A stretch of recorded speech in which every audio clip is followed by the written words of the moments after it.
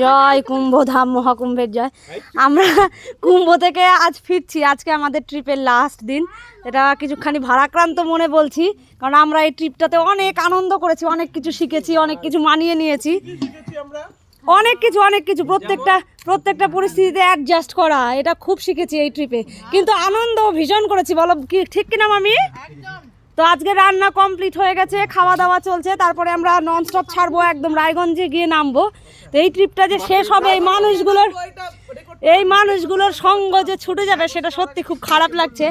আমাদের আজকের মেনুতে আছে এই যে পনির, ফুলকপি, আলুর রসা, পাঁপড় ভাজা, বেগুন পোড়া, শাক ভাজা, এই যে সবার সেবা চলছে, আর রসমালাই আছে সাথে।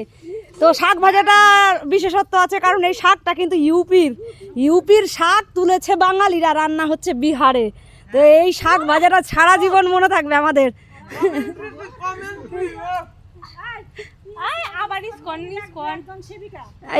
ইসকনের একজন ভক্তর হাতের রান্না, ভগবানের ভোগ নেওয়া প্রসাদ, সব মিলিয়ে আমাদের সত্যি এই ট্রিপটা স্মরণীয় থাকবে, স্মরণীয়। যেমন মহাকুম্ভ 144 বছর আর আসবে না, আমাদের এরকম ট্রিপের আনন্দ আর ফিরে পাবো কিনা আমরা সত্যি জানি না। খুব আনন্দ করেছি, খুব। কি সবাই বলো আনন্দ হয়েছে কিনা? এই যে মোবাইল পাগলা কি। তো আপনারা বলতে পারেন যে আমরা ট্রিপে সেটা কোন পরিবেশে খাওয়া দাওয়া করছি। আসলে আমরা রাস্তার হাইওয়ের ধারে এই লিচু বাগানে নেমেছিলাম খাওয়া দাওয়া করার জন্য। কিন্তু এই বাড়ির মানুষগুলো এত ভালো, এত আন্তরিকতা এদের মধ্যে, এরা আমাদেরকে ডেকে এনে ওনাদের বাড়ির সাইডে আশ্রয় দিয়েছে।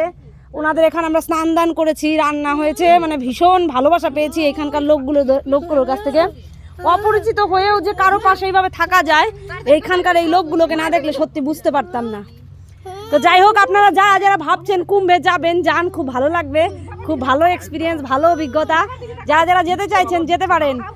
হর হর জয় মহাকুম্ভ, হর হর মহা